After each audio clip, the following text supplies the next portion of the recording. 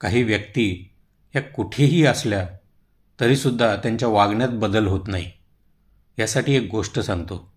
एकदा एक जोडपं सुट्टी घालवण्यासाठी म्हणून मॉरिशसला जातात. तिथे गेल्यावर लक्षात येतं की त्यांची रूम ही सी फेसिंग नाही आहे. तो माणूस चिडतो, रिसेप्शनला फोन करतो, म्हणतो ही सी फेसिंग नाही आहे. रिसेप्शन म्हणतं की तुम्ही जसं बुकिंग केलं होतं त्याप्रमाणे आम्ही रूम दिलेली आहे. मग तो जनरल मॅनेजरला बोलवतो, जनरल मॅनेजरला खडसावतो, म्हणतो सी फेसिंग रूम द्या मला आत्ताच्या आत्ता.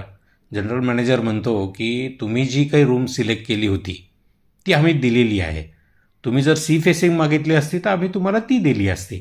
आणि आत्ता परिस्थिती अशी आहे की संपूर्ण हॉटेल हे बुक्ड आहे, त्यामुळे मी काहीच करू शकत नाही. आत्ता जी काही रूम तुम्हाला मिळालेली आहे ती तुम्ही घ्या. ते दोघंजणं रूममध्ये येतात. मग बायको त्याला समजून सांगायचा प्रयत्न करते, अहो ठीक आहे ना, आता आपण सुट्टी घालवण्यासाठी आलो आहे, सी फेसिंग रूम नसली म्हणून काय झालं, आपण असंही रूममध्ये खूप वेळ थांबणार नाही आहे, आपण बाहेर फिरणार आहोत, एकमेकांबरोबर वेळ घालवणार आहोत. त्यावर पती चिडतो आणि तो तिला म्हणतो, तू सुद्धा त्या हॉटेलवाल्यांची बाजू घेतेस. आणि मग त्यांचं पुन्हा भांडण होतं तिथे. झालं. या भांडणामुळे ते एकमेकांशी बोलणं बंद करतात. पुढचे 3-4 दिवस त्यांच्यामध्ये ना बोलाचाल असते ना संवाद असतो. सुट्टी आणि मजा करण्यासाठी आलेली मंडळी आपल्या सुट्टीचा असा बोजवारा करतात. खरंच हे गरजेचं होतं का? त्यांना ते भांडण अवॉइड करता आलं असतं का?